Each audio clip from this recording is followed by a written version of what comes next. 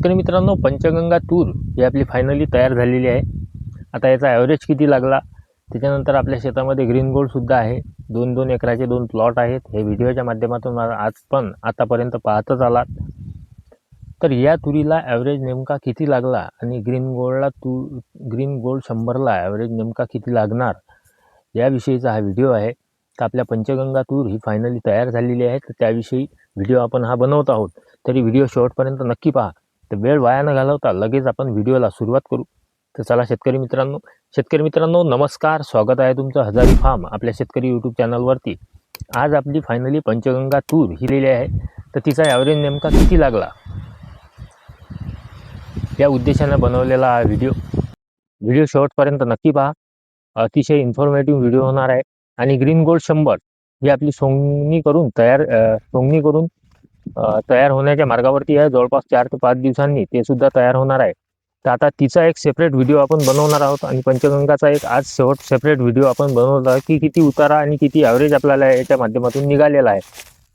तर green gold 100चा ही video तुम्हाला जर पाहायचा असेल, आता जे शेतकरी सबस्क्राईब केलेला आहे, जे पाहत आहेत, आपल्याशी जुळलेला आहे, त्यांना सांगायची गरज नाही. पण जे शेतकरी नवीन आहेत, जे की या दोन्ही तुरीमधील फरक यांनी आतापर्यंत पाहिलेला नाही आणि कोणकोणत्या गोष्टी, कोणकोणते प्रॉब्लेम्स आले याच्याही माध्यमातून आपण व्हिडिओ देत राहिलो, तर नवीन शेतकऱ्यांनी जे आपले व्हिडिओ पाहिलेले नाही त्यांच्यासाठी चॅनलला त्यांनी सबस्क्राईब नक्की करून ठेवा. म्हणजे आपल्याला ग्रीन गोल्ड 100चा सुद्धा उतारा पाहायला मिळेल आणि 2 तुरीपैकी कोणती बेस्ट आहे हे आपल्याला आपल्या शेतावरती एकाच प्लॉटवरती एकाच जमिनीवरती लागवड केल्यामुळे हे आपल्या पुढे येणार आहे की कोणती बेस्ट आहे. तर आज आपण पंचगंगा तूर ही तयार केलेली आहे. त्यामध्ये आपल्याला ॲव्हरेज किती लागला हे आपण जाणून घेऊया. तर व्हिडिओमध्ये पाहत असल्याप्रमाणे आमच्याकडे याला कट्ट म्हणतात, तुमच्याकडे बोरी म्हणत असतील, कोणी गोणी म्हणत असतील, अशी वेगवेगळ्या प्रकारचे नावे आहेत. ते हे कट्ट एक आहे, हे जवळपास 70 किलो किंवा 75-80 पर्यंत सुद्धा भरतं. पण एक आपण 70 किलो जरी पकडलं तरी हे 10 जे कट्टे आहेत हे आपण वाळत घातलेले आहेत, कारण हिरव्या दाण्याचं प्रमाण अतिशय असल्यामुळे आपण त्याला उन्हामध्ये वाळत घातलेलं आहे. तर अशा प्रकारचे आपल्याला 17.5 कट्टे हे निघालेले आहेत. आणि जे खाली पडलेला माल आहे, जो ओला आहे, सध्या निघत नाहीये, तर तो मशीनवाला आपल्याला ग्रीन गोल्ड सोबत काढून देणार आहे. तर त्यामध्ये आपल्याला जवळपास 1.5 ते 2 कट्टे त्यामध्ये निघणार आहेत. म्हणजे जवळपास एक 1.5 कट्ट जरी पकडलं 17.5 आणि 1.5 जवळपास 19 कट्टे आपल्याला या तुरीतून 2 एकरामधून निघालेले आहे. आता ज्यांनी आपले मागचे व्हिडिओ पाहिलेले आहेत त्यांना माहिती आहे की 2 एकराच्या क्षेत्रामधील तूर जळण्याचं प्रमाण सुद्धा होतं.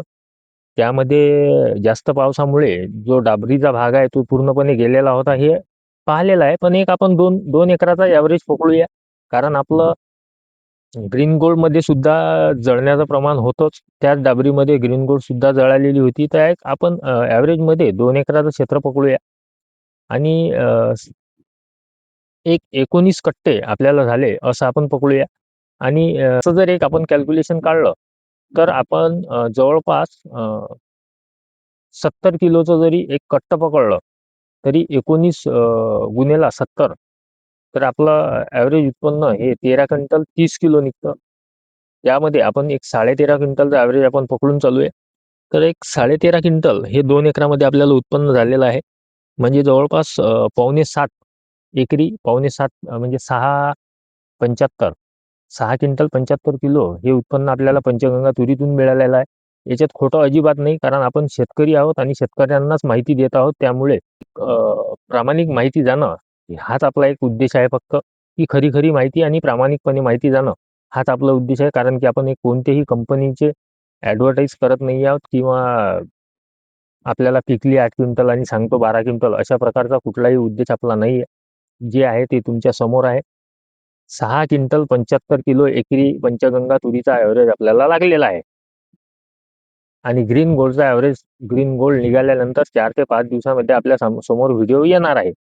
बस एवढंच एक क्लिअर मत माझं मी तुमच्या समोर मांडतो, कारण आपल्याला कुठल्याही कंपनीची ॲडव्हर्टाईज करणे नाही. जे आहे ते खरं आहे. मी आतापर्यंत सुद्धा जे आहे ते खरं मांडत आलो. कारण पंचगंगामध्ये मध्ये मला प्रॉब्लेम सुद्धा दिसला होता, तो सुद्धा मी व्हिडिओच्या माध्यमातून मांडलेला आहे.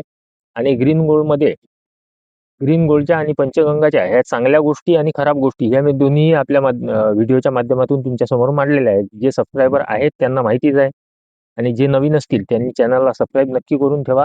तर अशा प्रकारे आपल्याला पंचगंगाचा ॲव्हरेज लागलेला आहे. आता पुढचा ग्रीन गोल्डचा ॲव्हरेज किती लागतो हे व्हिडिओमध्ये नक्की पहा.